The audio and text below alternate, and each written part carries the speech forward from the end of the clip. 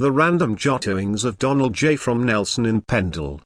The Parkers of Extwistle. The Parkers of Extwistle were an ancient Lancashire family with a long and storied history. Their origins were shrouded in obscurity, but according to S.R. Whitaker's History of Whalley, it was speculated that their lineage could be traced back to a keeper of Ightenhil named John Parcour de Hightenhul. Over time, the name became hereditary, and the Parkers of Extwistle emerged. The family's presence in the historical records dates back to the 15th century.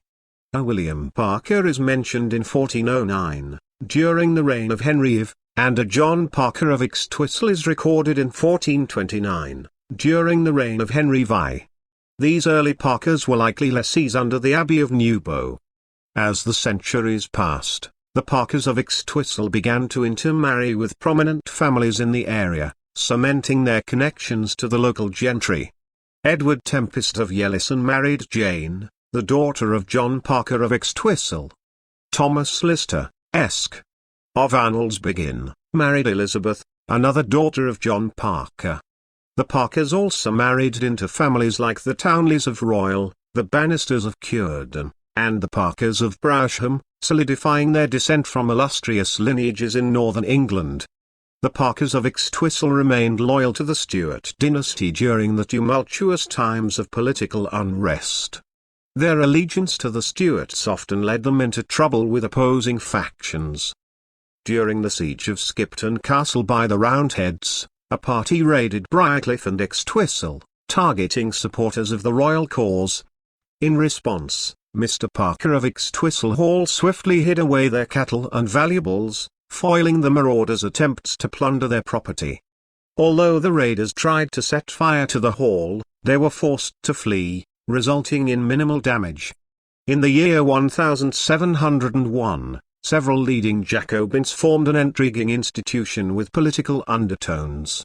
Masquerading as a convivial and jolly group, they established a mock corporate body known as the Man Corporation of Walton, located near Preston.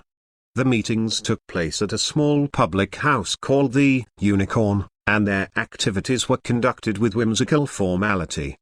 The group possessed a register documenting their activities, as well as ceremonial items such as a mace, a sword of state, and 4 large silver-covered staves. One of these staves, inscribed with the words, "The gift of Bannister Parker of Extwistle, Esq. for the use of the Corporation of Walton, 1721, was donated by a member named Bannister Parker. Each staff featured engraved names of the men and other officers of this peculiar self-made corporation. However, with the rebellion of 1745 and the loss of its key members, the institution gradually faded away, and its register and staves eventually came into the possession of Sir Henry Hogton, Bart. Before finding their way to Cuerden Hall. Legends and ghostly tales also surrounded the Parkers of Extwistle. Captain Robert Parker, one of the bailiffs inscribed on the staff of the mock corporation, allegedly witnessed a spectral funeral procession passing through the gate between Extwistle Hall and the old tithe house. In the dead of night, the eerie procession moved silently, and on the coffin, Captain Parker saw his own name inscribed.